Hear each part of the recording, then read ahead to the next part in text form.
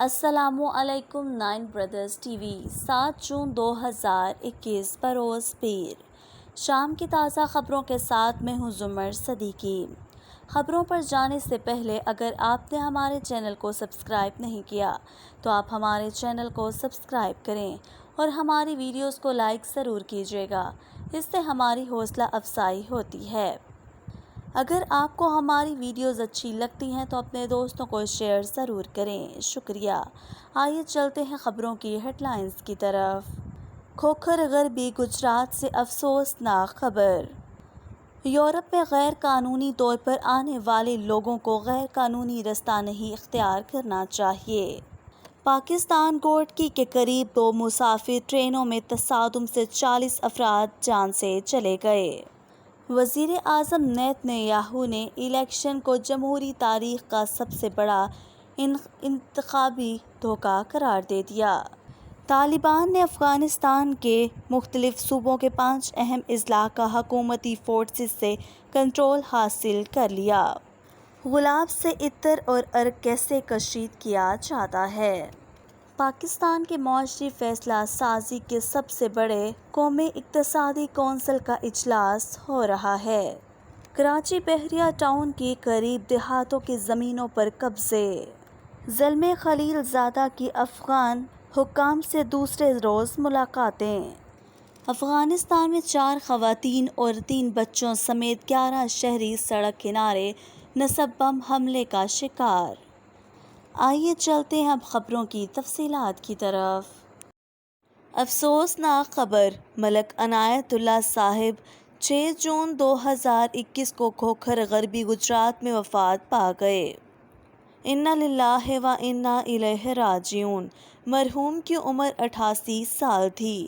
بہت پیارے وجود کے مالک تھے، سب کا خیال رکھنے والے رحم دل انسان تھے۔ اللہ تعالیٰ مرحوم کے درجات بلند فرمائے اور جنت الفردوس میں اعلیٰ مقام عطا فرمائے۔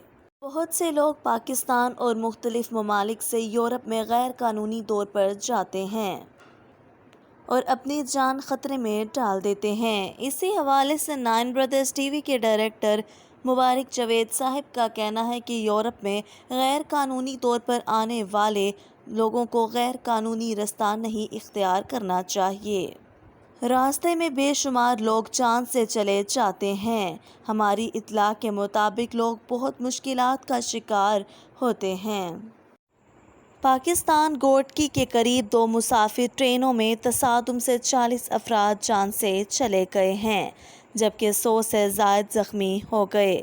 آج صبح گوٹکی کے قریب 2 ریلوے اسٹیشنوں کے درمیان کراچی سے سرگودا جانے والی ملت ایکسپریس جبکہ راولپنڈی سے کراچی آنے والی سر سید ایکسپریس کے درمیان تصادم سے کئی بوگیاں ریلوے سے اتر گئیں۔ مارے جانے والوں میں زیادہ تر ملت ایکسپریس میں سوار تھے جبکہ سر سید ایکسپریس کے زیادہ مسافر زخمی ہوئے ہیں۔ حادثے میں 7 بوگیاں متاثر ہوئی ہیں جن میں سے 3 بوگیاں مکمل طور پر تباہ ہو چکی ہیں۔ ISPR کے مطابق ٹرین حادثے کے مقام پر امداد اور بچاؤ کی کوششیں جاری ہیں۔ آرمی اور رینجرز کے دستے حادثے کے مقام پر امدادی کام سر انجام دے رہے ہیں جبکہ بنو آگل سے ایمبولینس کے ساتھ آرمی کے ڈاکٹرز اور پیرا میڈیسن بھی پہنچ گئے ہیں۔ آرمی کے خصوصی engineer team urban search and rescue Rawalpindi سے روانہ کر دی گئی ہیں جبکہ ہنگامی انخلاء کے لیے ملتان سے 2 پاک آرمی کے ہیلی کاپٹر روانہ کیے جا رہے ہیں۔ اس کے علاوہ وہ پاک فضائیہ کے 2 جہاز چکلالہ اور PS فیض کراچی میں تیار ہیں۔ کراچی سے سرگودا جانے والی ملت ایکسپریس کی 6 بوگیاں ٹریک سے اتر کر دوسرے ٹریک پر چلی گئی تھیں۔ اسی اثناء میں مخالف سمت میں آنے والے سر سید ایکسپریس بھی پہنچ گئی اور ملت ایکسپریس کی اتری ہوئی بوگیوں سے ٹکرائی۔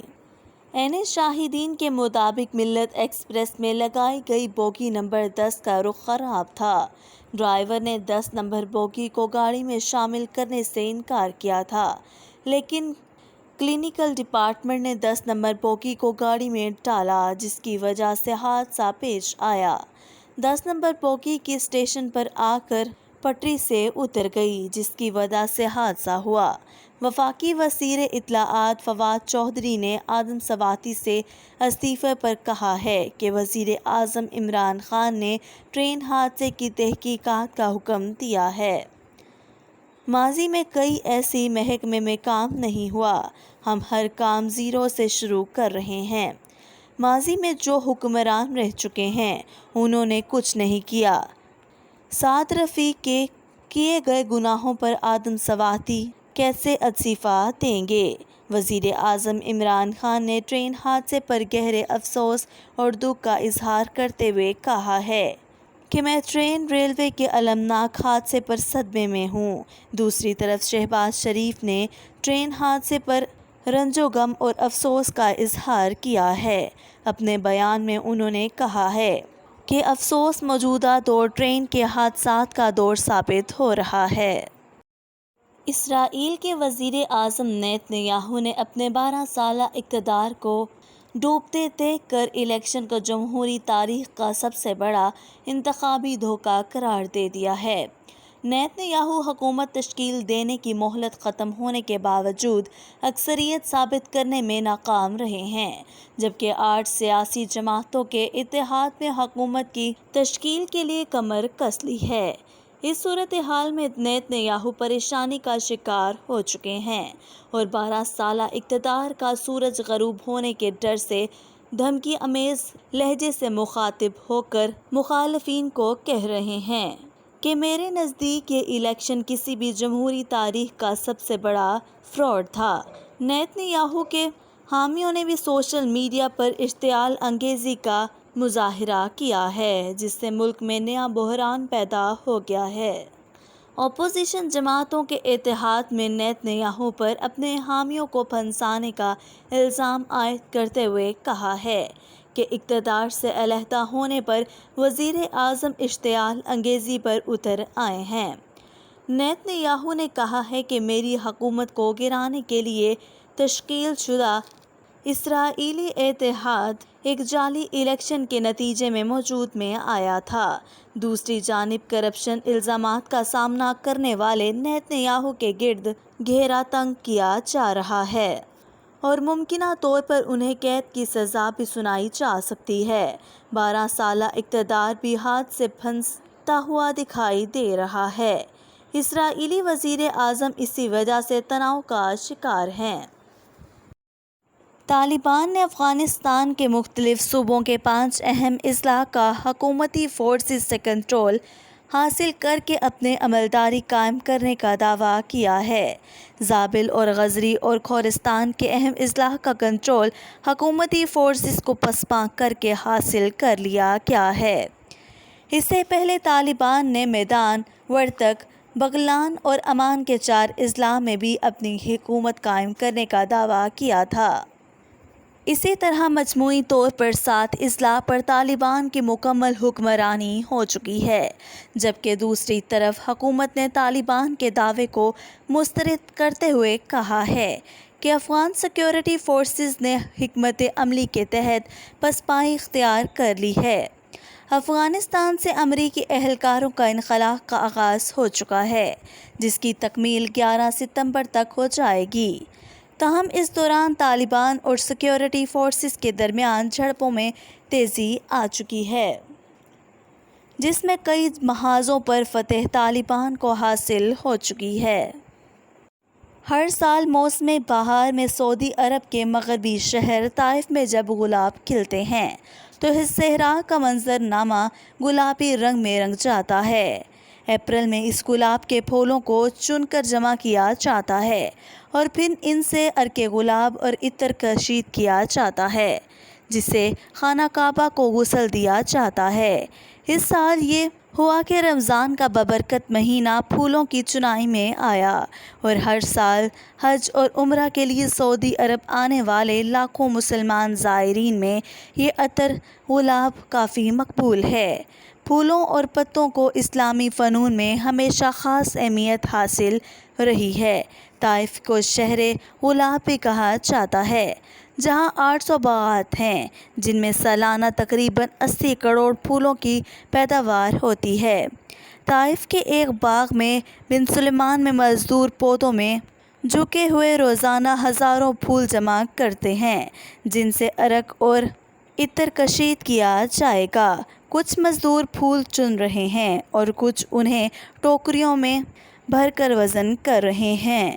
ان پھولوں کو پھر عطر کشید کیا جاتا ہے۔ پھولوں کو تیز آنچ پر آدھے گھنٹے تک ابالا جاتا ہے تاکہ ان کا پانی بھاپ بن کر اتر جائے اور پھر ٹھنڈا کر کے ان سے عطر اور عرق گلاب کشید کیا جاتا ہے۔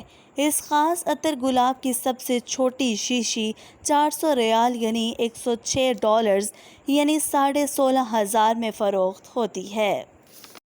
پاکستان کی معاشی فیصلہ سازی کے سب سے بڑے فرم قومی اقتصادی کونسل کا اجلاس وزیر اعظم عمران خان کی زیر صدارت ہو رہا ہے، جس میں آئندہ مالی سال کے ترقیاتی بجٹ کی منظوری دی جائے گی۔ اجلاس میں آئندہ مالی سال کے لیے شرح نمو کا ہدف 4.8% اور افراط زر کا ہدف 8% رکھنا تجویز کیا جائے گا۔ کراچی کے علاقے بحریہ ٹاؤن کی جانب سے قریبی دیہاتوں کی زمینوں پر قبضے کے خلاف پرتشدد احتجاج میں پولیس نے 120 افراد کو گرفتار کیا ہے۔ عدالت نے ان افراد کو 2 روزہ ریمانڈ پر پولیس کے حوالے کر دیا ہے۔ پولیس نے ملزمان کے خلاف انسداد دہشت گردی کی دفعات کے تحت مقدمات درج کیا ہے۔ پولیس کا کہنا ہے کہ ملزمان نے آتش گیر مادے کا استعمال کرتے ہوئے بحریہ ٹاؤن میں دفاتر، بینک اور دیگر املاک کو نقصان پہنچایا ہے۔ افغانستان میں مفاہمت کے لیے امریکہ کے خصوصی نمائندے زلمے خلیل زاد نے دورہ کابل کے دوسرے دن افغان حکام سے ملاقاتیں جاری رکھیں۔ انہوں نے پیر کو افغان وزیر خارجہ محمد حنیف اماد سے ملاقات کی۔ وزیر خارجہ کے مطابق دونوں نے امن سے متعلق امور اور اس بارے میں علاقائی سطح پر اتفاق رائے کو مضبوط بنانے پر تبادلہ خیال کیا۔ افغانی صدر اشرف غنی کے ترجمان نے اتوار کو کہا کہ زلمے خلیل زاد کے وفد سے مذاکرات میں 3 شعبوں پر خاص توجہ دی گئی، جس میں دفاع، معیشت اور انسانی امداد شامل ہیں۔ افغانستان میں 4 خواتین اور 3 بچوں سمیت 11 شہری سڑک کنارے نصب بم حملے کا شکار ہو گئے۔ بم حملہ ہفتے کی شام افغانستان کے مغربی صوبے بادغیس میں ہوا تھا۔ تاحال کسی گروپ نے اس حملے کی ذمہ داری قبول نہیں کی، تاہم بادغیس سے گورنر حساب الدین شمس نے طالبان پر بم نصب کرنے کا الزام عائد کیا ہے۔ اس سے قبل دولت اسلامیہ داعش نے کابل میں ہونے والے یکے بعد دیگرے 2 بموں پر کیے گئے حملوں کی ذمہ داری قبول کی تھی۔ طالبان نے افغانستان مترجم کو یقین دہانی کروائی ہے کہ غیر ملکی افواج کے انخلا کے بعد انہیں نقصان نہیں پہنچایا جائے گا۔ پیر کو ایک بیان میں طالبان نے کہا کہ مترجموں کو پریشان نہیں کیا جائے گا۔ غیر ملکی افواج کے لیے کام کرنے والے دسیوں مترجم کابل اور معاون صوبوں میں کئی مظاہرے کر چکے ہیں اور انہوں نے امریکہ اور نیٹو افواج پر زور دیا ہے کہ اپنے انخلا سے پہلے انہیں سیاسی پناہ فراہم کریں۔ مترجمین نے دعویٰ کیا ہے کہ انہیں طالبان سے براہ راست خطرہ ہے اور غیر ملکی افواج کے جانے کے بغیر افغانستان میں ان کی زندگیوں کو خطرات لاحق ہوں گے۔ حال ہی میں امریکہ نے اعلان کیا تھا کہ وہ گزشتہ 20 سال کے دوران امریکی انتظامیہ اور افواج کے لیے کام کرنے والے 18,000 افغان مترجمین کو ان کے اہل خانہ سمیت خصوصی امیگرنٹ ویزے دیں گے۔ آج کے لیے بس اتنا ہی۔ ویڈیو کو لائک اور شیئر کرنے کا شکریہ۔ کل ملیں گے نئی خبروں کے ساتھ۔